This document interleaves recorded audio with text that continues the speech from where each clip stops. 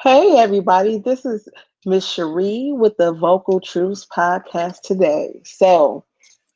A couple of things before I dive right on in. Once again, as you come in, please remember to like my page, share the video, and of course, please interact as you see fit. Please comment. Of course, I feed off the comments and would love to see what you guys think about everything as it's going along, about your thoughts about the topic. Also, another announcement today is like the first day I'm really doing a simulcast with YouTube as well. So I already have a YouTube channel called The Vocal VOKAL, Truth, spelled like you normally would, but TRUTH for those who may not know. I have that page up. So this is the first time it's being filmed live here on Facebook and on YouTube. Normally I would try to upload it, but due to some concerns, I wasn't able to get that, but I have it straightened out. Next, yeah, I know last week I said I was going to be discussing Black voter trends today, and at the last minute, I literally changed the subject based on waking up or really paying attention to the news that Nick Cannon was fired by Viacom. So, of course, today's show is going to be about his firing, what the topic of his show was. And of course, we're going to further discuss the whitewashing of history. So, hopefully, you guys have some chiming in to do. So, at this time, the first topic, of course, is going to be Nick Cannon fired over comments on last week's podcast. Notice that I did not say that his comments were anti-Semitic because I don't believe that. I listened to the podcast. I heard what he said. I heard what Professor Griff said. And to be honest, truth is truth. Let's just be real. All he did was specify that Black people were the original Hebrews, the original Jewish people, basically. And he got fired over those comments. Those are the comments that they're saying were anti-Semitic. He didn't say anything negative against white Jewish people. He didn't say anything other than I think Professor Griff was talking about how or his original comments, because Professor Griff was basically blackballed from Public Enemy had to distance themselves away from him do his anti-Semitic comments, and basically once again those comments were the same thing about Black people being the original Hebrews or the original Israelites, however you would say it. They were the first ones, and at the end of the day, that's true. So I really don't understand why they're being fired, but other than typical, as much as I would love to be a little more PC, of course, because I'm just getting started, but it pretty much activated white fragility. Anytime Black people discuss being the first ones or the initial ones. And I went ahead and get started, but my special guest is coming in. I'm going to go ahead and add in Zach now that he's coming in. So I have a co-host today, guys. One moment. Hey, Praise Zach, the how you Lord, or doing? should I say shalom? Which one are we gonna get allowed to say today? Because I need to educate people on what anti-Semitism really means and have this complicated relationship that Black people have with our allies. Well, you know what? I was just getting started because as you were listening in, I was also getting started on talking about Nick Cannon's firing and what was actually said on his podcast. So that's where I'm starting at. So that's going to segue right into your education, brother. Definitely, thank you for that. Let me put the Because Nation of Islam glasses back on. I'm sorry. yeah, please It look better. It look better. go ahead, Malcolm I Jr. almost had my bow tie. I'm gonna go get my bow tie downstairs. You should have. I asked you earlier. You had plenty of time. Plenty of time. So yeah, so when we were discussing that, we were just talking about how they didn't say anything against any white Jewish people or anything like that. And I was kind of segueing into kind of some white fragility there, because whenever we talk about how we were the original ones, we get a lot of backlash because this isn't new. Anytime we talk about Jesus being Black, there's backlash. And Mm-hmm. that's with other Christians, even though the description of the Bible of who Jesus is is definitely not describing a white male. I'm just saying. So whenever you mention a correction of who a lot of these figures that these people praise and it's something positive, it seems to be a lot of backlash. It seems to Mhm. be a lot like, no, this isn't a black person. And my take on it is more so that it goes into it doesn't fit into the stereotype of black people being unintelligent, savages, violent. So anything like that. So if you're saying Jesus, this picture perfect person of Christianity and Mhm. of even temperament, peace and peaceful, he's our peace. Why would he be black? It's a whole big thing. Like they don't want to see that, just like they don't want to see that black people are the Hebrews that were discussed in the Bible. But if you really know the geography of it back then, and Lord knows I'm horrible at geography, but if you know the geography of it, there's no denying that Jesus and the Hebrews were black. So Exactly.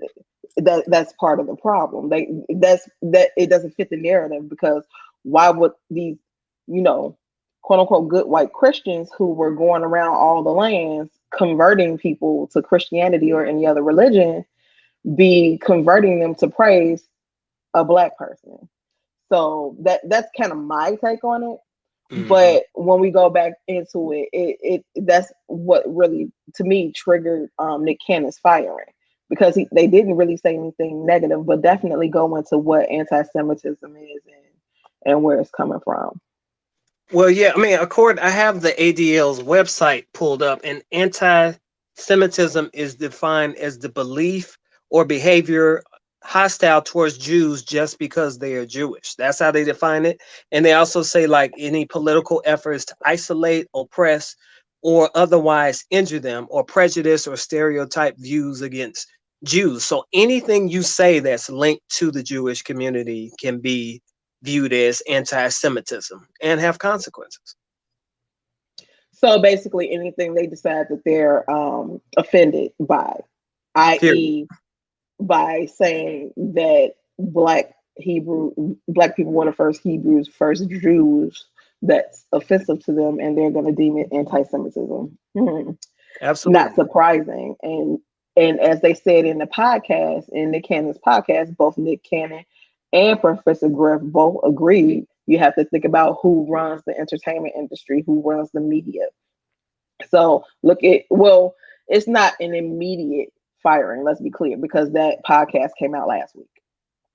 But Exactly. it right, so they had some time to kind of chew on it and mull it over, and then they decided they were offended and wanted to let them go. But I think that that's one of the things that's going on here. We're starting to see like with our alliances with people, that's the side effect of it. We call ourselves having liberal allies who are for us, but then something like this happens where let's put it plain. The people who cancel Wild 'N Out don't watch Wild 'N Out. It's a form of punishment. When your mama used to take your toys from you when you were a kid, she was punishing you. She didn't take your toys from you to play with them. She took your Right. toys from you to make a point, to make a statement, to scare anybody else who comes off the script. That's how Hollywood works. You come off that script, there's punishment. It's lights out. You got to read Exactly. from the script. Exactly. Yeah. And that's the whole point. Like when we're talking about is who he was talking about, and Nick kind of knew he was towing the line there, but Nick was also willing to speak the truth of what it was, and what it was is we already discussed it. It's the truth of who black people are and where our origins are. So when he got punished, it was like, yeah, it's not a shocker, but then when they kept, it's such a negative connotation because of course if someone really is saying or doing something really offensive towards Jewish people or encouraging or inciting any type of violence, yes, that's horrible. Like no one would ever condone such a thing. So then I was shocked when I see a headline such as, oh, Nick Cannon let go over anti-Semitic comments, and that's not, and then when I'm listening to it, and even when I'm reading the synopsis of what he said, it's like, Mhm. where was the anti-Semitic Right. comment? Like, Like, are you serious? This is what you're going to let him go over. And what I'm noticing is that they definitely, like you said, they basically took away his toy. They kind of let him go from there, but he has a couple of other things that are still in the works. And so it doesn't look like he's being let go from that right away, because it's not on the level of, say, the Mel Gibson anti-Semitic Right. rant. It's definitely not on that level. And he definitely didn't say anything nowhere near that level. So he's not being completely blackballed, but basically a little punished, like a little slap on the wrist, so to speak, to me. Well, this is the second instance in a week. Remember, you had this Sean Jackson from the NFL who had the Yep. situation last week, and then I think Steven Jackson Yep. co-signed on him and said something to that effect. But it goes back to last year with Tamika Mallory, 2 years ago, when she broke Hmm. with the Women's March because she supported Minister Farrakhan. Farrakhan, Hmm. Minister Farrakhan is part of this central common denominator. When you align yourself with him, then you have to be careful. Years ago, I supported him on a blog when I was friends with Nation of Islam people. And I got nervous about having my name because every time I Googled my name, I would see my name supporting Minister Farrakhan. But then it goes back to Black people. Where are your morals, your values? What do you stand for? Why are you afraid to Exactly. stand up for stuff? Like it, Mr. Farrakhan isn't promoting Black people killing each other or people killing Jewish people. He's not promoting he's never said the racial slur for Jews or for Black people. He's never said anything like that. But in the entertainment industry, if you align yourself with him, it's lights out. Even in Right. the women's feminism movement, it's like it was lights out for Tamika Mallory. People, they stopped dealing with her because she took a stand to say, I'm not going to throw Minister Farrakhan under the bus. And I'll always respect her for that. Right. And that's because aligning yourself with the Nation of Islam, period. Actually, I want to say that the FBI probably labeled them as a terrorist group, so they're always Hmm. going to be monitored. So if Hmm. any Black person aligns themselves with the Nation of Islam, which means to me de facto that you support Minister Louis Farrakhan, then yes, you're automatically tagged. They watching you too. They watching everybody.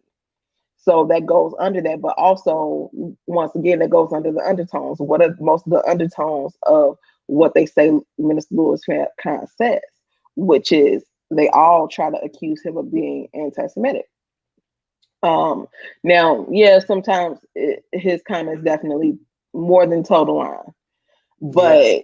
but at the end of the day, yes, they attach that. I noticed that's a theme when they really blackball someone is there.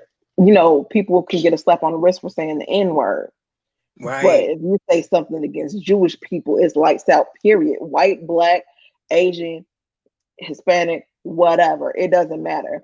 Lights out as soon as you say something against the Jewish community in anything that's deemed anti-Semitic. Like, Lights out like this. right, like like you are no longer, you are a non-factor, like basically after that Mel Gibson incident. Think about it. And the reason why I bring him up is just because he's the only white person I can think of off the top of my head Hmm. that was really blackballed, that you haven't seen anything from since then. Oh yeah, absolutely. So that's one of the things right there, is that you haven't seen anything from them since then, and it's just like, okay, if that's the case, you know they really do control everything and can make sure, like when you look at a lot of music producers, music labels, when you think Hmm. about all of the entertainment company heads, they actually, they are all in that community. So it's very easy to get blackballed as soon as you say something wrong and towards that community. The other thing I want to bring up about Nick Cannon's firing was, it's a post circulating on Facebook, and I don't know, how real it is, but I'm pretty sure it's pretty real. And I was reading over in the synopsis of what Cannon's his commentary in response to being let go by Viacom was that he was trying to reach out to the head of Viacom to have an open discussion. Now, what I want to bring up about that was, number one, in light of the Black Lives Matter movement, didn't Viacom put Black Lives Matter statements across most of their channels saying they stand with Black Lives Matter, except for clearly if you say Black people were the first Jews, that they're not going to stand by that. Right. So I find that very hypocritical, um, extremely hypocritical, actually. And then when we were talking about when it comes down to the whole thing, he tried to speak up to the head. The head lady in charge did not really reach back out, and he said that was just indicative. And then he was like, "Oh, regardless." So that's just Hmm. indicative of the fact that they really, he said that they weren't really actually trying to be more progressive. It's just a statement, and basically what they wanted was him to do some bootlicking. They want him to do some public apologies. They Of want course. him to publicly say sorry. Where really he just was going to go to the head and say, "Hey, I'm sorry if I offended you, Right. but this is the conversation that needs to be had." So he wasn't trying to be offensive. He wasn't trying to disrespect anybody. And as they both laid out in both of their statements on that podcast, nothing they're saying was actually anti-Semitic. But they already knew they were kind of towing the line, kind of in a little trouble. And it shows that there's no difference between Professor Griff being basically X'd out of the music industry because of his Hmm. quote unquote anti Semitic rhetoric, and Nick Cannon allowing it basically in that interview and co signing it. So when it comes down to that, it's basically a case closed situation, but there's no difference in their viewpoint on it. They didn't say anything negative, but they basically shattered their belief in what their religion is. I agree. I totally agree. But from henceforth, we have to look at alliances with all of our white liberal allies. And I'm not afraid Mm-hmm. to say that on video. We have to look at that because if you don't do that, then you'll be in a position where you're getting punished by people who are supposed to be helping you. I just think that Exactly. that's important. So we need have to do for ourselves and do for our own. And if our allies want to help us, great. But we want to have things where we go to each other and we get support from each other, and we don't need to be punished by outsiders. That's what I hope Nick learns from this. He just finished Howard at 40 years old. Everybody's Uh-huh. calling him anti-Semite for some comments, but nobody retweeted or posted when he finally graduated, when he turned 40 this year from Howard University virtually. Nobody's talking about how he went to a HBCU when he had a choice to go there in LA, to all of those universities that were there, USC, UCLA. Nobody's talking Right. about how Nick Cannon was producing shows in his early 20s, or was one of the youngest executive producers at Nickelodeon, or one of the youngest stand up comedians when he was a little kid. No one's talking about that. People are only talking about these comments. And I think moving forward, hopefully Nick will align with other great minds and just create his own following, because he shouldn't allow himself to be blacklisted. He should create his own list. That's just Right. how I feel. I 1,000% agree. There's a lot of black there's becoming more and more black people that are in charge and becoming like power people in the industry for him to Hmm. align himself with them. Now, granted, I get it. Nickelodeon and all those other corporations is where he got his bread and butter. So Hmm. you can't blame him for being in that direction, in that space.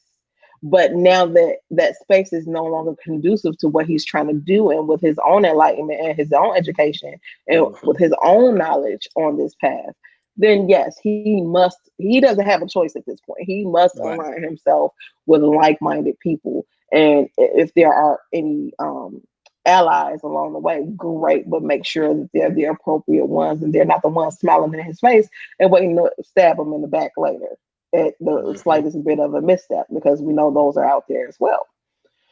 So when it comes down to that, we definitely want to make sure we got all that covered. So the next one, that's enough on Nick Cannon and his situation, but that brings us up to the next step when we talk about the whitewashing of history. Oh, please. That's why I Uh-uh, teach school. This is Yes. YIT school. Go ahead, Zach. Go Ugh. ahead. I'm gonna let you have them.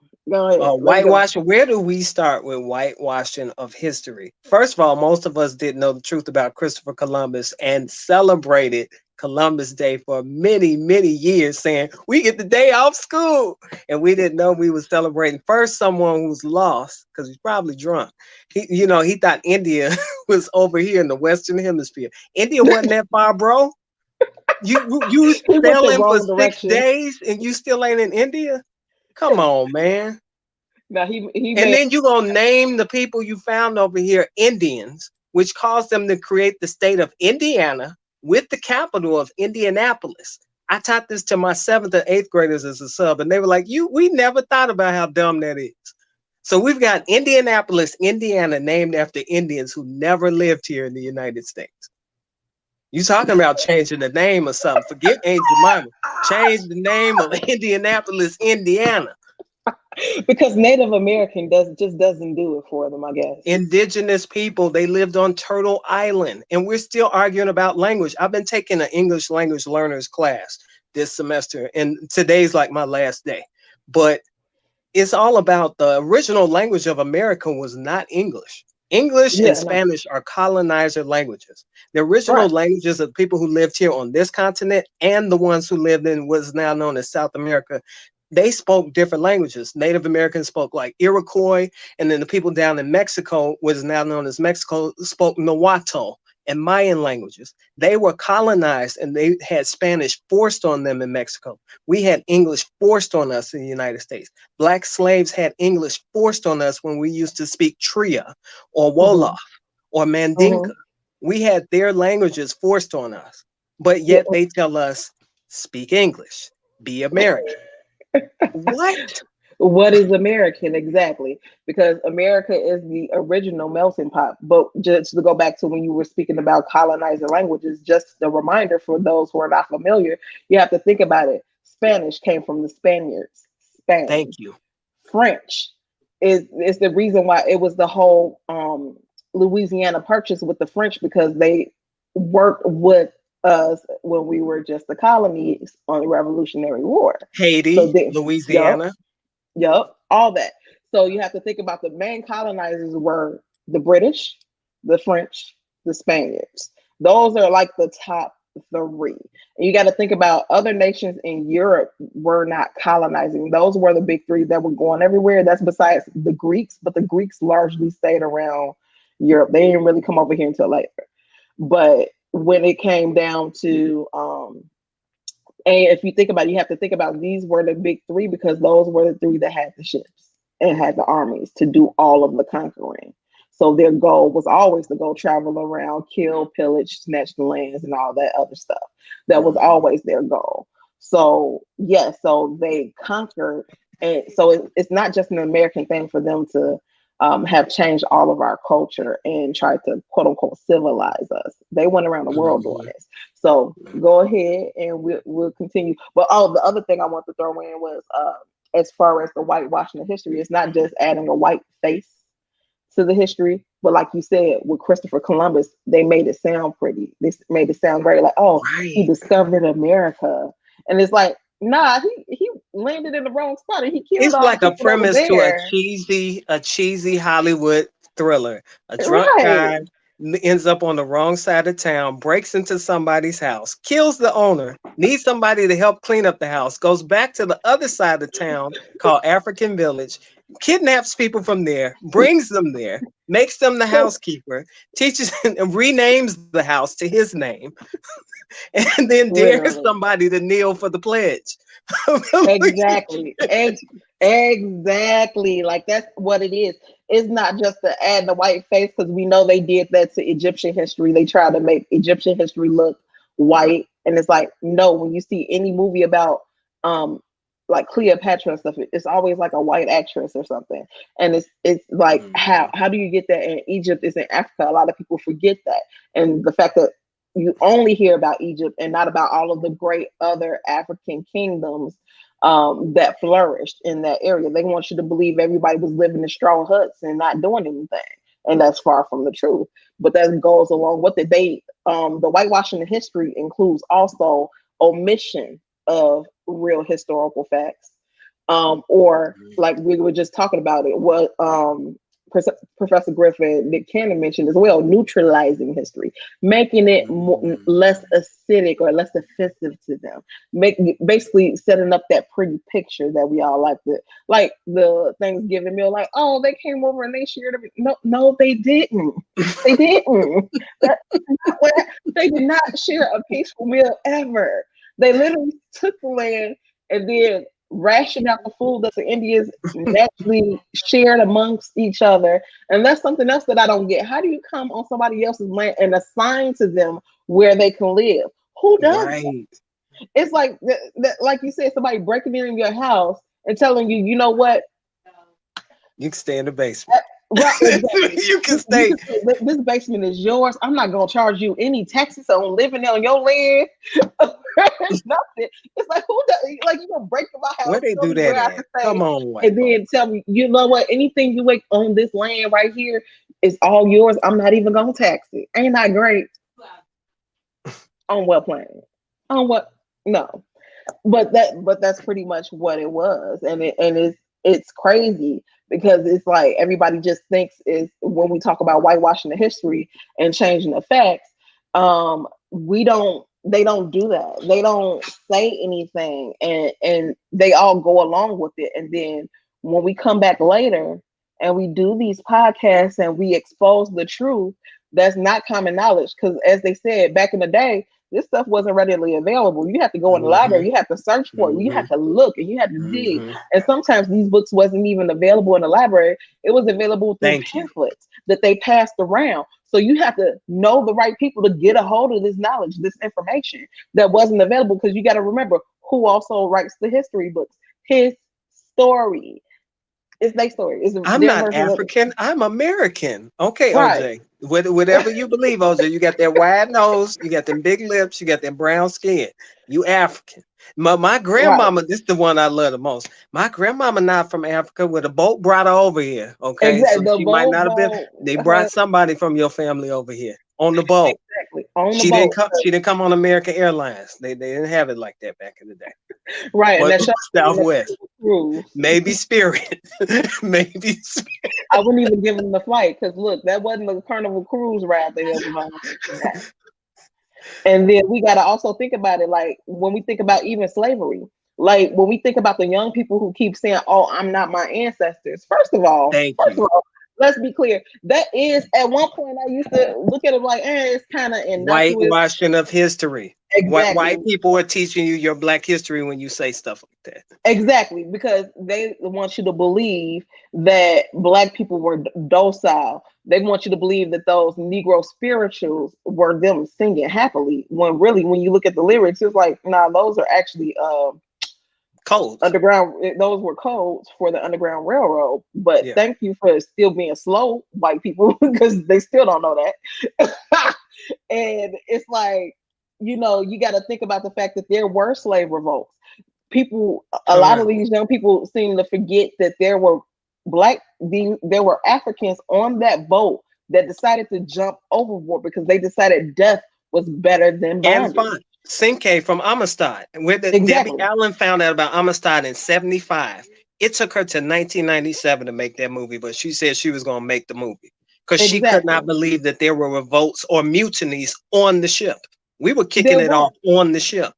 Yeah, because we wasn't going silently, but they'll let you believe that we did. Some people choose survival, and then there were ones, you got to think about it. They didn't steal any poor people. Some of them, they stole warriors.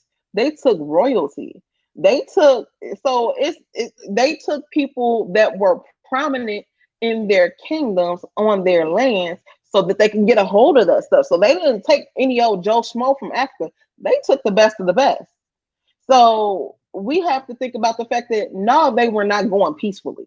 You No. got some warriors or some king or somebody who was under the king or something like that who are like, hold on, we're not gonna just head there. No, you're not gonna just put me in chains and think I'm gonna be okay with this. Like, there, Mhm. no, none of this was cool. But they had you thinking that black people just laid there willingly, layered up like that on that boat, and we just laid there and didn't do anything, and that there was no fight. And then Nat Turner, like when we think about Nat Turner's revolt, um, when we talk about that, that's very rarely taught. You have to get a teacher that's willing to teach that, because that is never in the history books.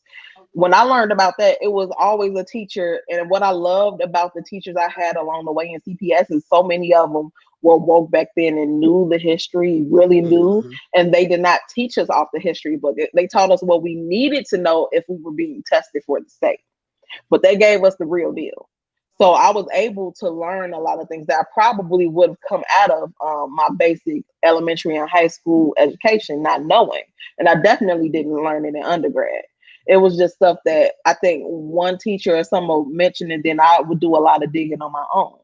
But it once again, I had to do the digging on my own and find alternative things, because no matter what history book it is, even the college level won't have the correct history, because they want you to believe this pretty picture of docile Africans and Mhm. these friendly natives that shared with them when they came on this land, like there wasn't a war for it. You know what I'm saying? Thank you. Like they want you to believe that everyone just readily accepted these white people, and that they just readily, like, we welcome them in. And even if that was the case, we welcome them in and you stabbed us in the back. So what the heck? So if either way it goes, it doesn't paint Mhm. you in the greatest thing. It's like, oh, the Native Americans welcome you with open arms, and you met them with guns and diseases. What they do Exactly. that at? It's like, thank you Right. for welcoming. Can't trust them. Can't, backstabbers. Not, well, they front stabbers. They ain't Right. backstabbers. They front They do it stabbers. right in your face, but they try to use that slick talk, that pimp talk. It's like, yeah, I know you already live here, but this here my land now, and I'm gonna need you to go over here to this corner because I got this. It's still No, going on today. It's called gentrification. It's still exact. going on Oh my today. gosh, yes they do. Like it's called white flight, and then the red lining. They want to cordon off where black people should stay because they don't. They still want us and other nationalities away from them. And then they decide, oh, you know what? All the transportation is in the city, and we'd really like to move back to the city and not out here in the boonies where we secluded ourselves. So we're gonna go over there, build up, raise taxes, and go ahead and take everything. So pretty much same thing. So it's all the same, and it really hasn't changed. And once again, it's the neutralization of the history, Mhm. omission, or actually just slapping the white face on somebody. But here's a solution. So as a teacher, I don't just talk about, I'm not just a problem Right. sharer, I'm a problem solver. And I want black Same. people to start doing that. After we share the problem, let's solve the problem. That's what we do in math class. The math teacher don't write 2 + 2 equals what on the board and then go to lunch. He shows I mean, you some of them how might. to solve the problem. Too many black people get on social media and say 2 + 2 equals, all right, I'm done. I gotta go to bed. It's too much for No, me. No, show I'm us how to definitely solve all the problem. about the self. One thing I can do as an educator once I get licensed as a teacher next year is create curricula. You have to create curriculum that is culturally responsive to kids, making sure that if kids might need a little music, they might need more pictures, they might need pictures of themselves on the screen, examples of role models in mathematics and science. You need that type of curriculum to make sure that our kids can make it. So that's the first thing we can do. Then we have to increase parent involvement. Now, one of the roadblocks to parent involvement with Chicago Public Schools is that they made it harder to pass the background check. We actually had half of our parent volunteers not be eligible to come in and volunteer during the day because they added more layers to protect the students, of course, but they made it too difficult. So a lot of parents jumped out. And then third, we have to make sure that we're investing in the community and investing in the right people. I have since corrected myself about blaming Obama for not sending resources. He did send resources when he was in the White House, but the money always ended up in the wrong hands. We don't want it to go to Reverend Chicken Wing. He can't get our money. We need some educated black people like you and I who know how to do evaluation and metrics. It's the same as getting a report card. Did you get an A or F? Did the money that we sent to the South Side of Chicago work? If it did not work and you did not get the violence to go down, you get an F and you get fired. We need to make sure that the money is going to people, not the loudest activists, not the most emotional activists, but people who are unemployed with a college degree, who know how to look at a spreadsheet and see where the money is going, to make sure that our people get the money where they need it. Those three things. So we need to make sure that we're engaged in our community. We need to make sure that we're doing better curriculum, and we need to make sure that the parents are involved. If we can do those three things, I bet you we can see less whitewashing of history. We can see more of our kids graduating or getting certified in fields. That way we can keep the dollar circulating in our community, and we won't have to go to our allies or get fired by them when we don't read from the script. What you think about that? Actually, I love that. All of your points were on point. I just want to add, also adding in additional or alternative things like Mhm. podcasts like this one to let you Number know. four. Right. Number four. And send her some stuff to the Cash App. Put Right. your Cash App at the bottom of the screen. For real, this lady, she going places. Let's Yes, see. yes, Yeah, this yes. direction. I got a point that that lady right there, she going places. Thank you. But Amen. definitely it definitely comes from the parents because we know, for example, I was watching a TED talk earlier and the guy actually was an African American history professor who actually had to educate his son at home to help educate his Caucasian teacher at school about the correct teaching of the civil rights movement in Rosa Parks. Yeah. So it's things like that. And so right now in the immediate, we know CPS is not changing the curriculum. So it definitely takes forward thinking teachers like you, soon to be teachers, who will teach them appropriately that's outside of the curriculum. Because we all know the bureaucracy and how to get Yeah. things pushed through is going to be a mess. So it takes teachers like you to be able to teach the real history and just doing it that way, the grassroots way. And then also, of course, like you said, parent involvement, just piggybacking because parent involvement is key. Parents have to reinforce or help them find those alternative resources that are not going to be readily available even to this day. Absolutely. All right. Well, I did want to go ahead and wind this down. You already gave me your your point of view on what the solutions are of whitewashing of history and making sure we're all together. Oh, my last parting word on that is let's get rid of that crab barrel. Let's smash it because that's the other Yeah. downfall. We can't get anywhere if we're not readily willing to share information. We can't get anywhere and learn from each other if we're withholding information just to try to one up the next person. I So agree. it's all about working collectively and effectively, and everyone utilizing their individual talents, not just for themselves, but for the collective. So that's what I want to end with there. Thanks, everybody. Thanks, Zach, for Thank you. joining me today and adding much needed and valuable information. I definitely appreciate you I'm today. getting ready to do another live on IG, Zach's Films, ZAX Films. She got me Yes, warmed up. I got to keep going. yes. So Keep hop going because on I'm over. about to come over there too. Slide through. Slide through. Come on the slab. So we moving the party to IG, y'all, at All Zach's right. Films. Go ahead and spell it again. Bye, y'all.